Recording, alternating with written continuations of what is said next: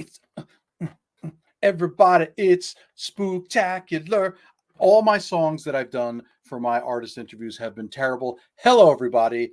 I'm Alex. This is Sideshow, the pop culture and collectibles company. We are here live doing an exciting artist interview coming up shortly. Just going to do a little bit of house cleaning. So it is Spooktacular, which is Sideshow's 8-day event. I can count 8-day event celebrating everything spooky, scary, grimy, gross, and make sure you are registered. Oh, super producer Jesse backstage put up the short link, knowing what I was thinking. Side.show/spooktacular, because I can ramble on for hours. So make sure you're doing that. Go to Spooktacular, register. That's $10 in rewards for you if you haven't already. And then also there's deals and giveaways and everything going on. Also go to side.show/deals for all the deals that you need.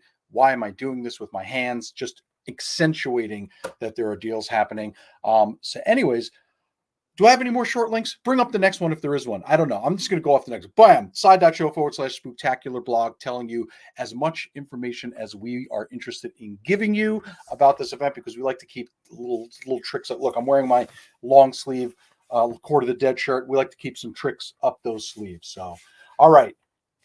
Without further ado, I get to interview someone that I've known for way too long, so long that I decided I was going to rip off his hairstyle because I'm just so impressed with him. Bring up my old buddy and this amazing artist, Timothy Pittides. What is going on? Hey, what's up, everybody?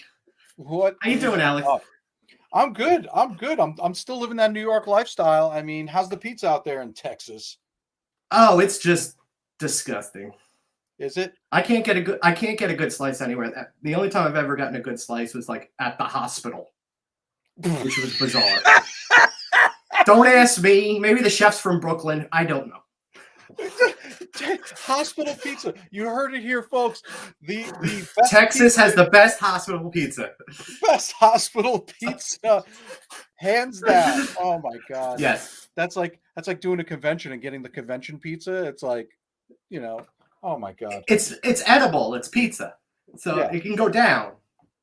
Yeah, you could swallow. And anyways, so here we are. We're talking horror. We're talking Halloween. Right. We're talking Spooktacular. This is your life. You, as long as I've known you, and by the way, we'll get to some reminiscing later, everybody in the audience, and feel free if you have questions to ask them. But as long as I've known you, you have been horror. And I want to talk about your horror journey. Like, what made you love horror? My mom. I was actually seeing like Nightmare on Elm Street Part 3 and Nightbreed in the movie theaters. So this was like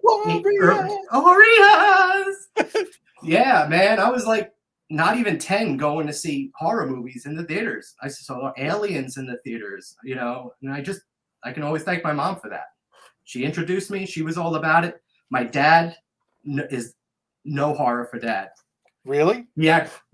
He actually if a scary thing comes up, like there's a jump scare coming, he'll all of a sudden be like, I gotta go to the bathroom. Just get up and walk out of the room. It's terrible. So yeah. Like, in fact, I was just down there. They moved to Florida, by the way. Yeah. I was just down there and I was staying and we were watching Fear Fest on AMC, and they had Trick or Treat on. Right. And the scene, and the ending with Sam, Brian Cox shoots him. Yeah. And then he's walking over to him. My dad's like, "Oh, I gotta take the dog out." Oh my god. And just leave. I'm like, he knew it was coming. He's spent enough time. He knew it was coming. No. That's absolutely amazing. Oh, you already got an audience question here. Hold on. Mandy Meads asks, which Hollywood horror icon would you want to eat pizza with? Oh my god, it would probably, he's not around anymore, but if it could go back, it'd be George Romero. Yeah? Yeah. To just have a slice of talk. Just to talk, man. His influence in the genre is just, nobody tops it. I mean, you can say, Wes Craven or, Tobe Hooper, but it all goes back to George, man. Without George, I don't think we'd have the genre we would have right now without him. especially the level of practical effects and that kind of stuff. Right. I really feel like And George, storytelling. I mean, yeah, he was putting social commentary in horror movies. Nobody did that right. beforehand. Eventually, originally it was just all like scares and stuff like that, but now, Right. he was like, I'm not just telling a story. I'm telling a story about, consumerism. He just went crazy with Hmm. putting a message in it, which is important. Oh yeah. And sometimes that's great to see, and then other times you just want something like Terrifier 2, where you just want to just watch the blood flow. And if anyone is watching in the audience, if anyone has seen Terrifier 2, I have not, so please no spoilers, because I don't want to Yeah, know what keep that out of the plot is. comments. Keep it out of the comments. I want to be surprised. So real quick, I want to take a look. Let's bring up, before we get back into some history of Tim getting into horror and art. Let's bring up the print, the latest print that we have with you. So this is the Exorcist print. Now I know for a fact that the Exorcist is a very, very important, not just for the genre, but that you absolutely love this movie. So you must have really jumped on this. You must have. Oh yeah, I mean I named my daughter, Regan after Reagan, but I wasn't too happy with the Reagan. I like the Regan, a nice Irish Regan to it. I actually did this film 3 times in print form. And 2013, there was a screening of it here in San Antonio, and they asked me to do the poster for it. Basically, it was centered around the scene in Iraq where they're digging up surveying the land.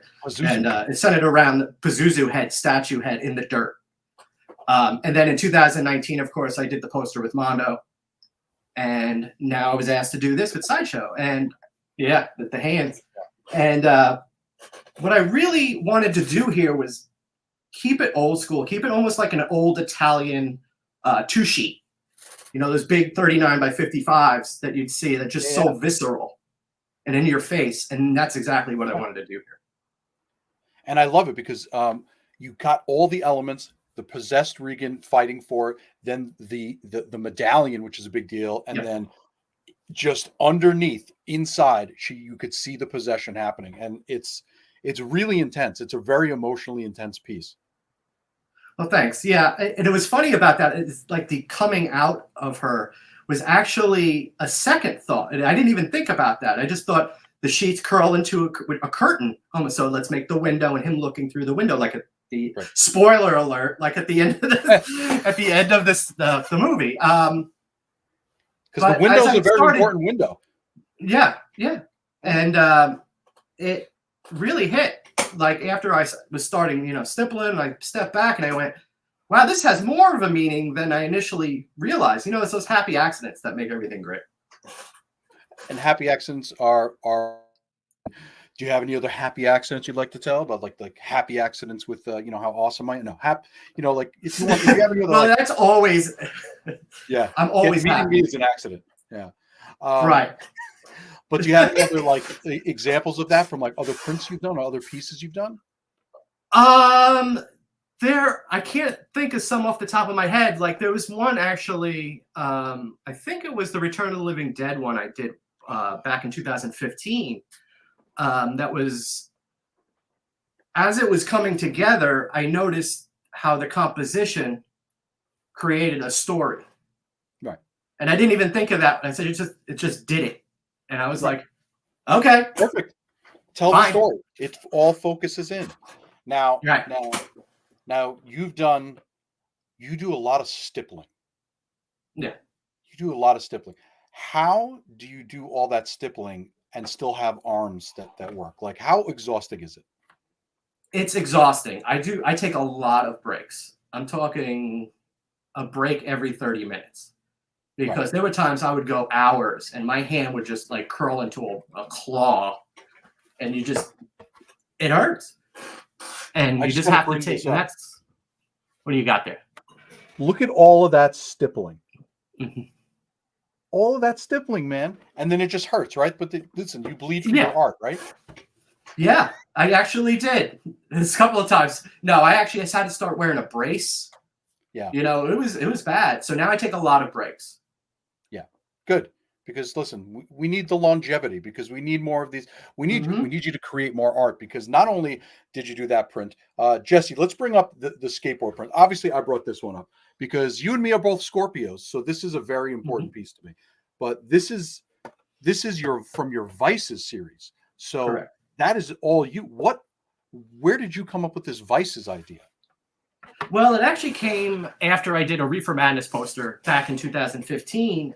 When I finished it, one of the guys over at Gray Matter Art that I know Sideshow does business with said to me, "Why don't you do some of the other films from that era, the propaganda films like Cocaine Fiends and Road to Ruin, and make it like a triptych and like do this?" So as it started coming together, I'm like, this actually is starting to mean something, like as the images started coming together, because back in the 1920s and 30s, they used that devil on everything, advertising for bicycles and light bulbs and alcohol. And it's basically telling you straight up the bat, like, we're going to use this image of evil, come buy our products. Which is bananas. And it worked. And it worked. And that got me thinking, like, of us as, a species, with all the other things we do, what can I do to advertise those vices? And this one right here was gossip. And one of the few that didn't have a demon on it.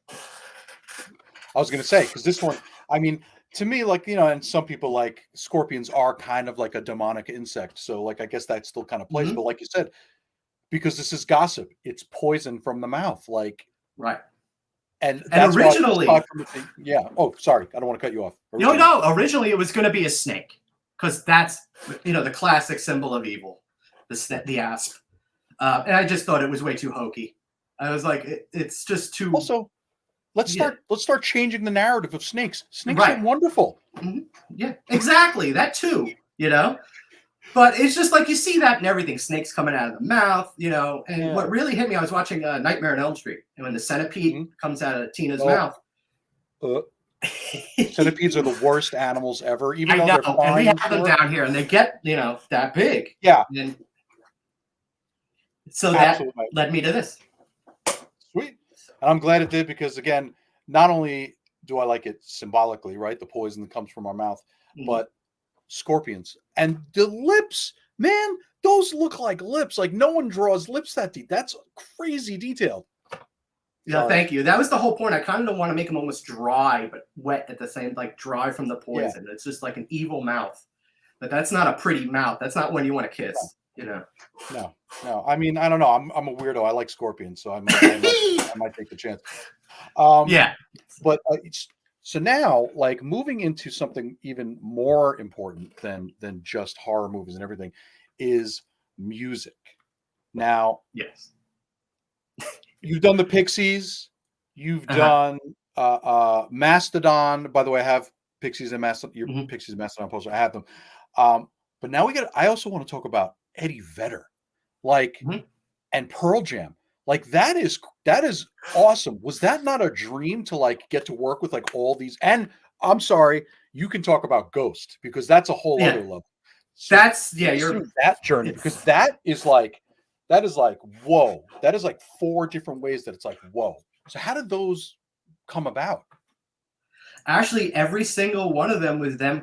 Either their merch company or their management contacting me after seeing something I've done already, and going, "Hey, we like your style. What can you do for us?" Like, for example, Eddie Vedder, the first poster I did for them was in 2017. I did one for his Amsterdam show. And from there, it took off. I did then the following one of his Ohana appearance. And then the next year, I did the Ohana event poster. So it just snowballed from there. And so it gets your names into people's ears. And right. That Mastodon poster, I mean, there's 2 bands that I have more posters of than anybody, and it's Pixies and Mastodon. And so I was actually glad to, like, you were really excited, like, hey, Tim's got one here. Look at the both, you got them both. And you even have, what's this going on behind you? Is this one of your Eddie Vedder posters? Oh, yeah, that's the newest one. Oh, let's take a quick look before we I'll take a quick look. This was October 7th. Look at this. Wow. And again, And this using one, the devil. Yep. That was actually a request. They actually wanted the 2 posters that I did for him to be similar to my Vices series because he was Wow. playing in Vegas, which of course is like the holy land of the Vice. Right. Yeah. And they were playing in Pasos Robles, which is the wine community. So he wanted to do something with wine. So I don't have any of those out. But if you go to my Facebook page, facebook.com/PittidsArt, you can see it. Oh, right there at the bottom. There you go. We got you covered. We got you covered. Thank you. So speaking of music, I think the last time I saw you in person was Guar on the War Party tour. I saw you about 3 weeks before I moved. You actually stopped by my house in the good old Crapula. Yeah. Oh, in Crapula. By the way, that was my personalized license plate. I can't believe you remember that. Yep. And yeah, you saw me and Jana, and it was like, I think you heard we were moving, so I think you stopped by. Yeah. Oh, really? Yeah, that's funny because I remember doing that, but I thought that was before the Guar concert because I distinctly remember seeing you at a Guar concert. They were on the War Party tour, and Lixor, that song about the cat eating the old lady's head and living in it, came on, and then you just disappeared, and I didn't see you the rest of the night. You were like, "This is the best song," and you just that's the first time I was in a pit in like 10 years, and there's a reason why 30 plus should not be in the pit. I pulled my shoulder out of this. It was ridiculous. I was in traction for a week. Yeah. We're too for a 2-minute song. For 2 minutes song, and then that's it. That's the last I remember seeing. But I guess that was before you left, and I visited the house. Right. Well, real quick before we get away from the music, I just got to bring up Jesse. Can you bring up picture number 1 of so this is me singing with my band at Castle Heights in Queens in God, what was this like? We were like 21. We were like 21 at the time. We're in the 19 to 21 area. Yeah. And then this is Tim singing in his band at the same place. It's the same thing because we used to play shows. We sometimes play together. This is Tim singing because we were both like death metal singing. Yeah. And then we were killing it. Of course, wrapping it up with the love. That's one of my favorite pictures I see. That was I was definitely underage at that point. That Rolling Rock in my hand. No. You were 100%. You were 22 years old. Yeah. Exactly. I see it there. You're 100% 22 years old. Only legal drinking age in this stream. Of course. Let's. Of course. Because Long Island was totally not born. So no, not at all. Not at all. So before, Tim, I just want to get people. What just happened? What just? That was weird. What has happened? We're possessed. Our stream is possessed. Pazuzu's here. Talk about how he's here for the guest spot. Pazuzu was here. So you were so kind to bring a copy of your Exorcist print, a printer proof. You were so kind to digitally provide us with one with your mind to give away to the chats, to the people you're mentally sending it to. So, Jesse, let's just show everyone and we're not going to run the giveaway right away. Let's just show everyone the print once again. So we're going to be giving away a little later a printer proof of this exact print. There's only like 4 of them. Tim's got some. This is one we have. We're going to be giving this away to one person in the chats because, and I just want to bring it up one more time. The framed print, if you bring that up real quick, Jesse, this is now sold out. Oh, that didn't really change that much. Awesome. The framed print is now sold out, and the unframed print is currently on pre-order. But you want to jump on that before it sells out because you're going to cry if you don't get it. Because I used to cry all the time when I would miss your drops. I would miss Tim's drops. You'd be like, "Why don't you just let me know?" I'm like, "No, I am one of the." You got to do it the right way.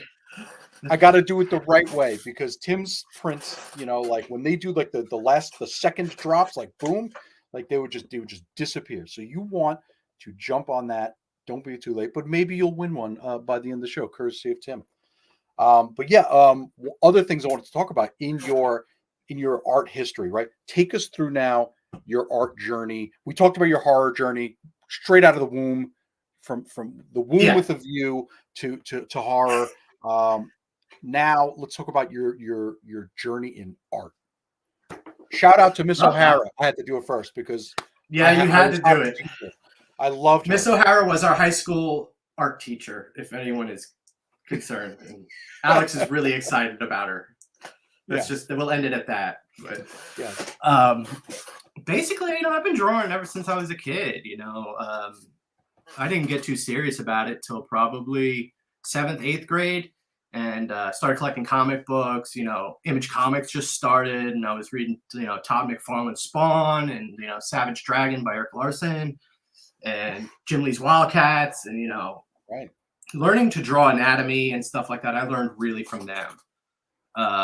I always said my guys always looked like McFarlane drew them, and my girls were like Jim Lee, because I wasn't a huge fan of how McFarlane drew women back then. They were very bulky and masculine. Jim's was very feminine, so it kind of combined the two styles almost to do it. But then I got accepted to a lot of art colleges. I settled on FIT and dropped out within 6 months. I was 17 out on your settle school. Yeah, and I was 17 years old going to college, in Manhattan by myself. Right. It didn't last long. Once you start meeting the older guys and you start hanging out, and no, don't go to class. So skip. I ended up dropping out. Then I got into the band. Shout out to Bearded Fetus. Oh God. That's shout out to them. And then a Torturement, and then from then on, I kind of dropped the art for a while, and it wasn't until my early or late 20s, early 30s when I started to really pick it back up again. And I went back to school. I learned some great new techniques, and one day, it was like 2011. I was like, oh, what's this poster? And it was a Return of the Living Dead poster by Eric Tan put out by Mondo for the screening in Austin. And I was like, this is awesome. They're doing stuff like this, like selling like movie posters that look like band posters, like have the date on it and everything. And I was like, I can do that. Right. And it just went from there. Yeah. And then I dropped everything. You dropped everything, moved to and started just drawing. And then just went focused fully on art full time. Sweet.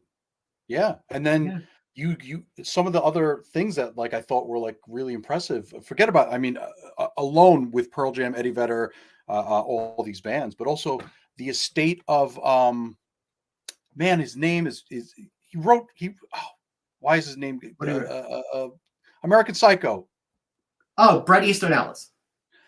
Easton Ellis. Breast. You got Bret Easton Ellis.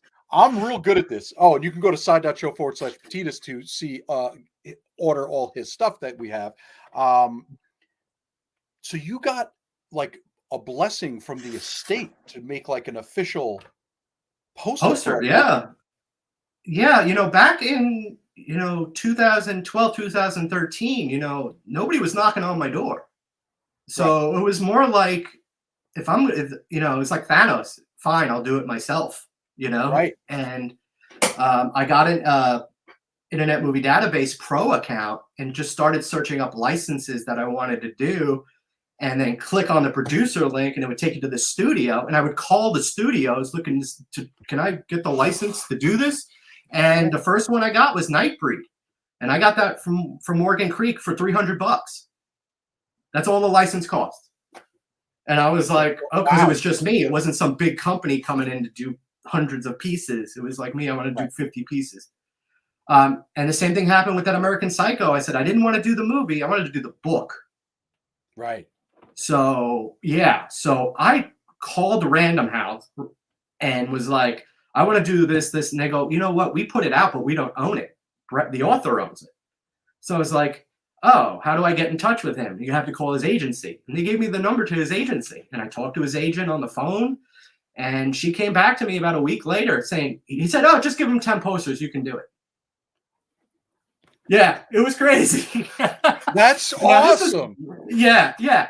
So, he got them. But he didn't put them, then he ended up signing them across the whole thing and selling them for what was it, like $200 a pop? He sold them all out in like 2 seconds. But yeah, it's not like that anymore. Like you're not going to get those kind of deals anymore. So Right.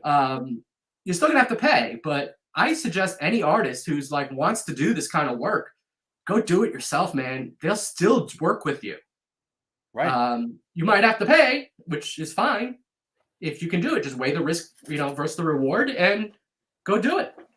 Especially if it's a smaller license, you have a passion for it, like just have fun with it. And it again, doesn't ever hurt to call. Right. Mm-hmm. Except it never hurts to call and go, hey, it's just me. I'm not some big company. I want to do 50 prints that I'm going to sell at a convention. Is this okay? And see what happens. They might actually say, yeah, just send us, 10%. Right. What's the harm? And that's the thing. And that gets you in the door.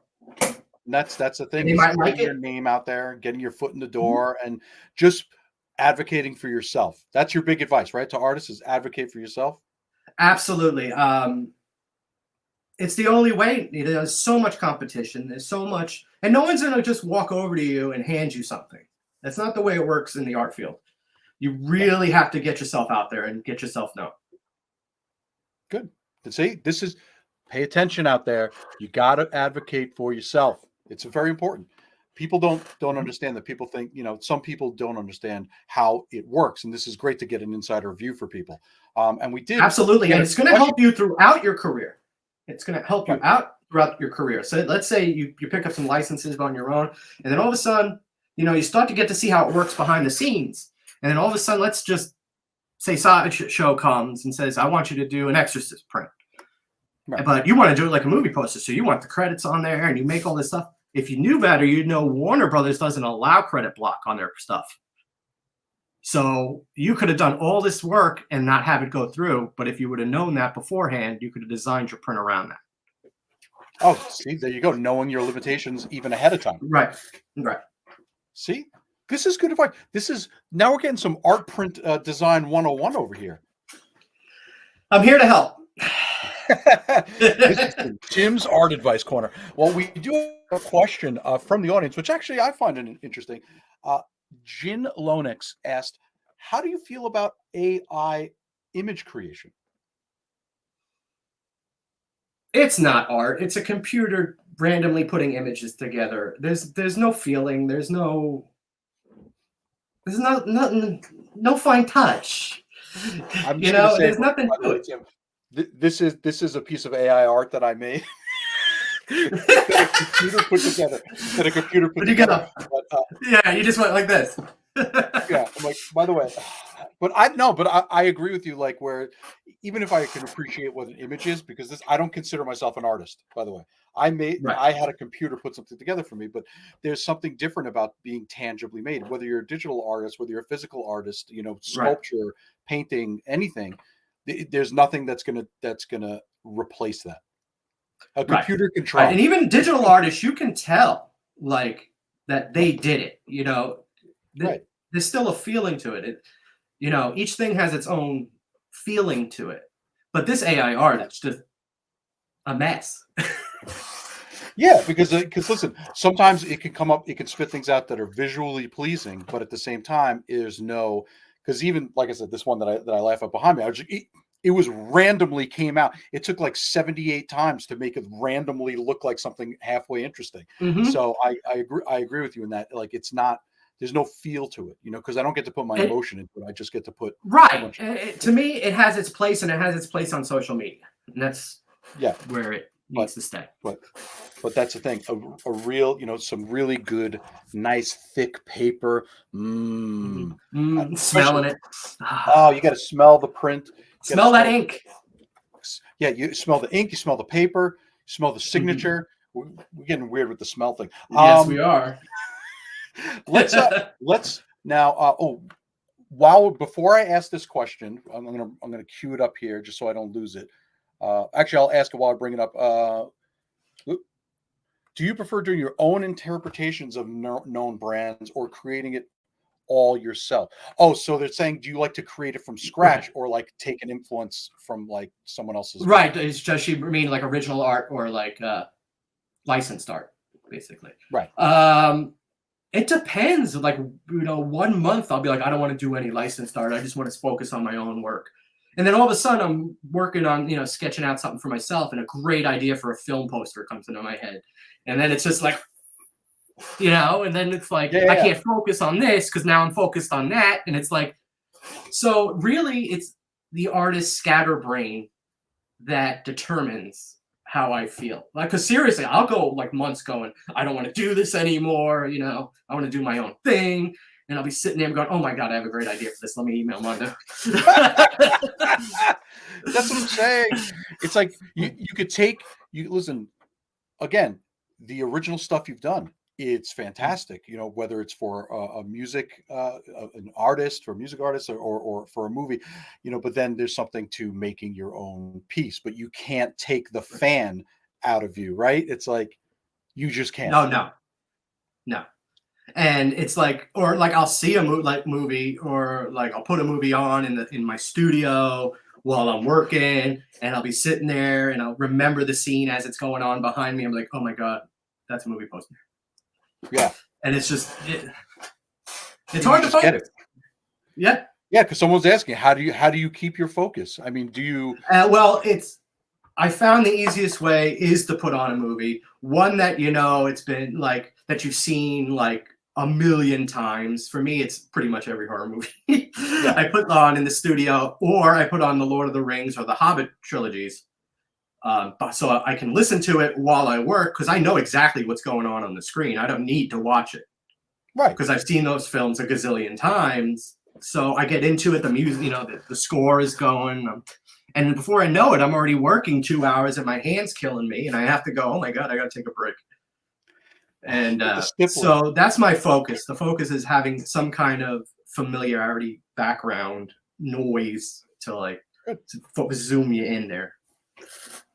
I'm glad you're choosing movies. Some people choose music.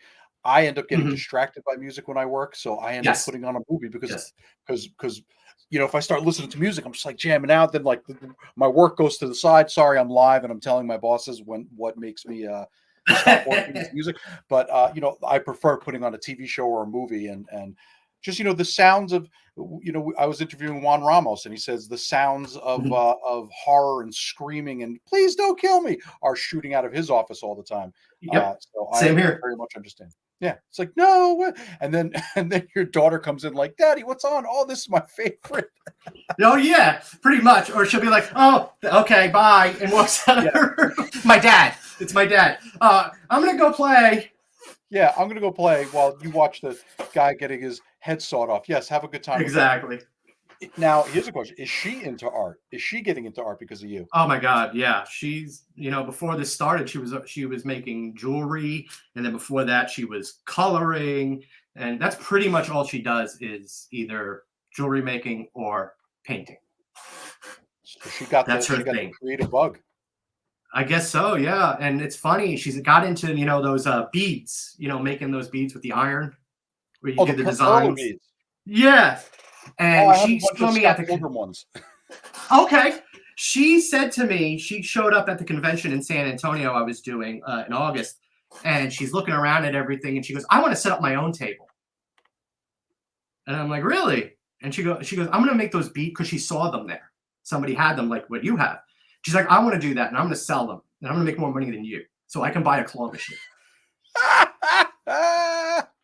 Are you serious? So, yeah, I'm serious. So my wife is going to take her around to some craft fairs, show her how it's done, and be like, you have to sit here for 12 hours. Right. Yeah. Oh my God. That's awesome. Yeah. So now let's get, because I want to talk to you about conventions, but let's get people started in this giveaway. Jesse, bring up what we are playing for. The random selection. It is The Exorcist fine art print by Timothy Pittides and Sideshow. And what you're going to do is you're going to type in as a comment #PSoup I agree. And what you're agreeing to is the term and conditions at side.show/contest and side.show/giveaway. This is the boring part. And it is unfortunately US only. All right. Now you can take the print down because they all know what they're going for here. And of course, they've all liked, commented, subscribed, and hit the notification bell. They better. While they do that, I wanted to talk to you about conventions because you just came back from one, right? You did one in Florida. Yeah, Florida. And then there's also Texas Frightmare. Yeah. Texas Frightmare. And I know you did that one as well. And Monster Palooza is in California. I almost said Monster Palooza in Texas. But so you just recently had it. Do you have any interesting stories from not just these past weekend, any interesting stories from conventions? Everyone's got one. Not anything that I can talk about. Oh, this is a family show. The things I've seen, are burned into my brain. But the coolest thing about especially horror conventions is the community.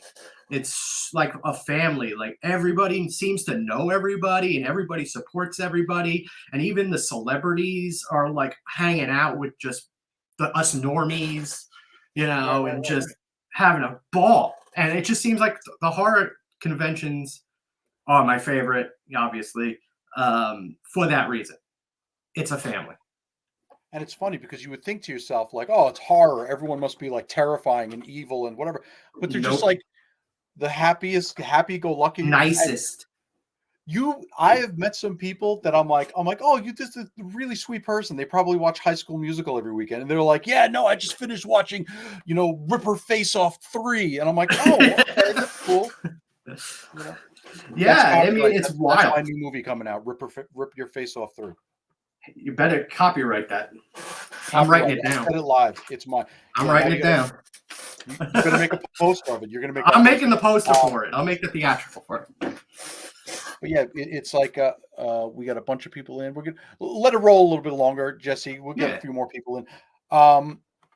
Someone's telling you, Abby Normal saying, come to Philly. Listen, there's going to be a lot of requests for you to go to these conventions, so you better get on a plane. Well, yeah, tell the organizers, get on them. Tell them to give me a shot, and I'll see what I can do. Abby Normal, message Philly Comic Con and say we want Timothy Pittides. Oh, look at this! It's already musical. Trending. It's already trending. I told you. So let's get this going. You do the poster, and then I'll think of the movie afterwards. You got it. All right, Jesse. If you want, you could start rolling the giveaway backstage. Tim, is there anything else you'd like to add? Any fun stories, any advice, things you want to give people, any shout outs? I mean, you already know every artist in Texas and I just want to shout out to everybody who's either, bought my work or said a nice thing to me at a convention or in person or through email or through message on Facebook, anywhere. It means so much to me, and it really keeps the fires burning in my old furnace here to keep producing great work. Because really, any artist is nothing without people who buy their work and their fans. So thank you guys for everything. See, thank all of you. And thank me because I buy things too. So that counts for me too. That counts as you. I know. It's so funny. I have to make everything about me. Everyone knows this. You do. And it's disgusting. And I've had enough. All right. Let's see who our winner is. Erik Rodriguez, you are our winner. Let's see. Congratulations, Erik.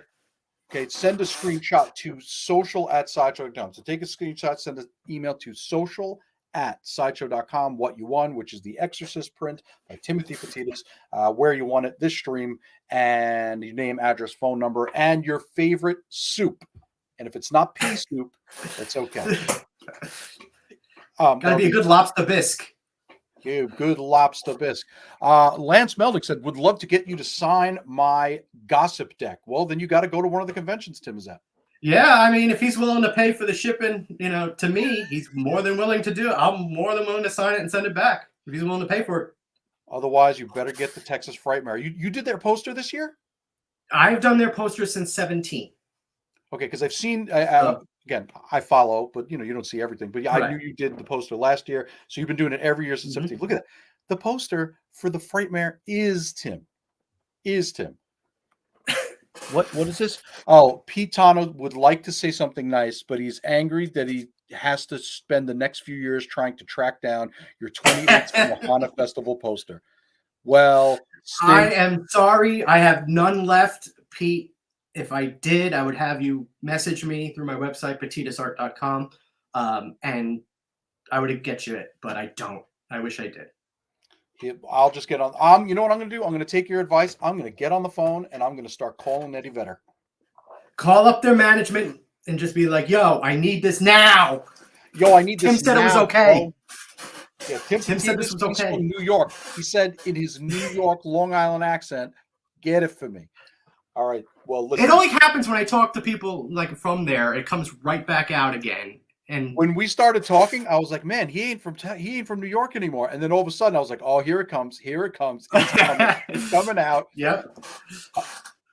But all right. So Tim, thank you again. I want to just remind everybody: go to side.show/Pittides so you can see the awesome skate deck. By the way, I still have to put this up on the wall. Hey, I actually have the Nosferatu here. Let me show you that one. Yeah, bring that one up. Go there, and there is the Nosferatu board. Look at this thing. Talk about creepy. That's just like an eyeball. And that one I would hang up sideways, I think. Because you like it sideways. I like it this way. Well, listen, I like it either way because no matter what, that eye is creepy as hell. So I can go both ways. Good tip. Where's that picture of me and Tim? All right. Anyways. Check it out, especially because a lot of stuff is selling out. We have these deals going on. Oh, let's bring up the Spooky 22 deal again. We got Spooky 22 for 13% off in stock items. 13%. 13% off in stock items. So this is your chance. And like I said, you want to get on that exquisite print before it sells out, like the framed one. So Tim, it's low. I think the numbers are low on that. So if you really want it, go now.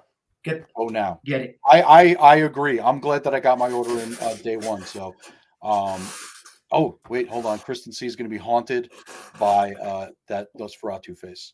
All right, you're not alone, Kristen. When I finished the inks on that, I happened to turn really fast, and I kind of was a little creeped out by it. And I was like, all right, I did my job.